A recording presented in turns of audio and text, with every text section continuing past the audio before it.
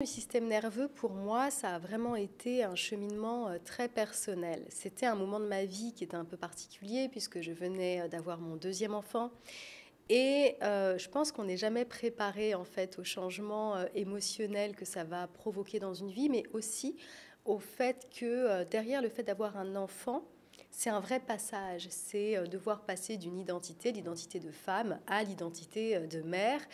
Et chez moi, ça s'est traduit par, alors à la fois évidemment une grande joie, la maternité, ça a été quelque chose d'assez évident pour moi, mais en même temps, une vraie recherche de comment est-ce que je vais parvenir à harmoniser mon rôle de mère et mon rôle de femme, c'est-à-dire de femme qui a des projets qui avancent, de chef d'entreprise, puisque à cette époque-là, j'avais déjà une entreprise. Et donc, je suis passée vraiment par une période de déstabilisation, d'intense déstabilisation, où je sentais que l'ancienne moi, quelque part, avait peur de mourir, en fait. Hein, s'il faut l'appeler comme ça, s'il faut le nommer, ce serait de cette façon-là. L'ancienne moi avait peur de mourir. Donc, me voilà entre cette quête de savoir comment être une mère, la meilleure mère possible, mais tout en gardant ce que j'avais construit jusqu'ici. Et je me suis un petit peu intéressée, ce que j'avais jusqu'alors jamais fait. Moi, j'ai commencé à travailler en ligne en 2014 et c'est vrai que j'ai vraiment géré mon activité comme moi je le voulais, comme moi je le ressentais. J'ai avancé, j'ai franchi des étapes de la vie entrepreneuriale, toujours connectée à mon intuition, mes envies. Et donc, mon activité a grossi comme ça, comme je dirais, une extension très logique de ma personne. Et donc à ce moment-là, je viens d'avoir mon deuxième enfant et je commence à regarder un petit peu ce qui se fait autour de moi, surtout de m'intéresser aux réseaux, à certains réseaux sociaux auxquels je m'étais jamais intéressée avant, et à me rendre compte de cette vague de coach à 7 chiffres, de performance, de mum boss, girl boss, femme d'influence, et à me dire waouh, mais est-ce que moi je suis en retard en fait?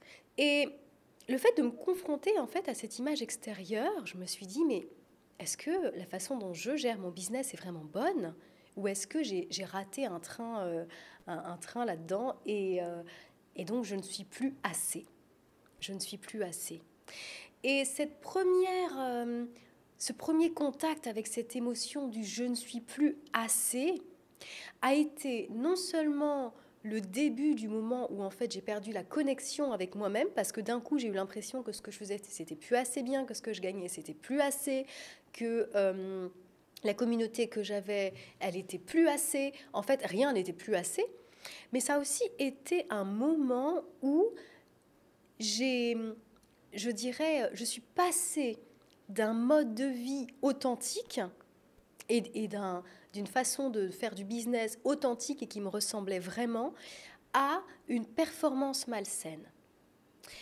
Et j'ai commencé à essayer de trouver des solutions à l'extérieur en me disant j'ai pas assez, il faut que je fasse plus, à courir après des idéaux qui étaient absolument pas les miens, à quelque part nourrir une forme d'insatisfaction en lien avec ma propre vie. Et pour faire court, au bout de tout ceci, je me suis perdue. Mais ce qui a été intéressant, c'est que de cette sensation de m'être perdue et de remettre en question toute ma vie est née une question fondamentale qui a été mais qu'est-ce qui fait qu'on change? J'ai essayé de me pousser à croire différemment, à penser différemment. J'ai travaillé des affirmations. En fait, je m'étais vraiment, je pense que j'ai suivi le cheminement que plein de personnes vont suivre lorsqu'elles ont envie de créer plus d'expansion dans leur vie, parce qu'en fait, le vrai truc, c'est ça à la base, c'est on a envie de plus d'expansion. Mais je l'ai fait d'une manière qui n'était pas tellement en connexion avec moi, mais qui était l'adoption des pensées, manières de faire, etc., qui venaient de l'extérieur. Et en ce sens-là, le poids de la société est extrêmement néfaste parce qu'on va vite tomber dans des courses et des quêtes qui nous amènent juste à une plus grande déconnexion de nous-mêmes. Et cette question, qu'est-ce qui fait qu'on change, a été le point de départ qui m'a menée à la personne que je suis aujourd'hui et à être une formatrice en neurologie appliquée. La vie est toujours très très bien faite et j'ai commencé en fait à lire des choses sur le système nerveux. J'ai rejoint un mastermind où on en parlait beaucoup, mais j'ai beau avoir la tête dans les étoiles, j'ai aussi les pieds sur terre et je trouvais que tout ça manquait d'un ancrage eh bien neurologique en fait. C'est quoi la science derrière nos comportements? Qu'est-ce qui fait que la plupart des gens ont envie de vivre la plus belle histoire d'amour de leur vie, ont envie d'avoir des finances qui leur permettent de vivre dans le confort, ont envie de dépasser leurs émotions négatives, mais qu'au final, une très très très petite proportion de ces personnes-là y arriveront. C'est pas un hasard, c'est pas une question de chance. Et j'ai découvert à ce moment-là que c'était vraiment en lien avec notre système nerveux. Et ramené à mon expérience personnelle que j'avais vécue, euh, j'ai aussi compris que quelque part, lorsqu'on en vient à perdre le chemin de soi-même et à se forcer dans plus de performance et donc dans ce que on appelle, en tout cas que j'appelle une performance toxique, c'est souvent parce qu'on ne parvient pas à se restabiliser dans une nouvelle identité. C'est-à-dire que moi, je crois vraiment au fait que tout au long de notre vie, on va habiter des identités transitoires, en quelque sorte. Voilà, je suis une jeune femme, et puis je deviens une femme, et puis je deviens peut-être une mère, et peut-être une épouse, etc., etc. Et que chaque changement, chaque nouvelle identité que l'on va habiter nécessite aussi un ajustement intérieur. Il y a l'ajustement spirituel, vibratoire, mais il y a aussi l'ajustement du corps et d'arriver vraiment à se sentir à l'aise avec cette nouvelle version de soi que l'on est invité à habiter.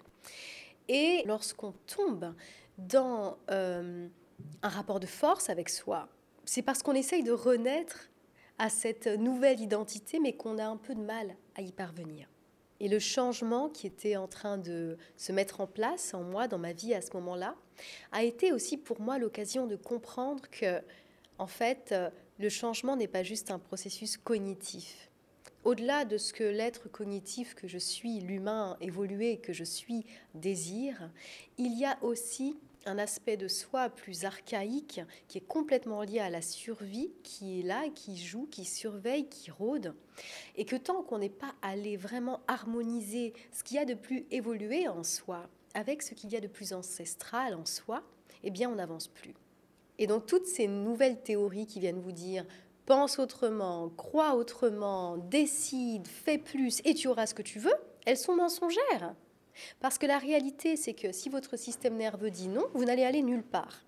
Et donc vous allez aller vous pousser dans une performance toxique qui va, je dirais, vous pénaliser en termes de santé mentale, mais aussi en termes de santé physique. Et donc cette conscience plus vaste de cette mécanique-là, de ce qui était vraiment en train de se jouer à ce moment-là de ma vie, m'a permis d'aller plonger au cœur de moi-même et m'a permis de mobiliser tout mon être vers le changement, mais en partant de ce qui fait de nous des êtres humains, c'est-à-dire cette dynamique cognitive, ce cerveau plus évolué, et en même temps cette dynamique plus ancestrale, c'est-à-dire la part de moi qui a besoin que je survive et qui va interpréter chacun de mes pas vers le changement comme une menace.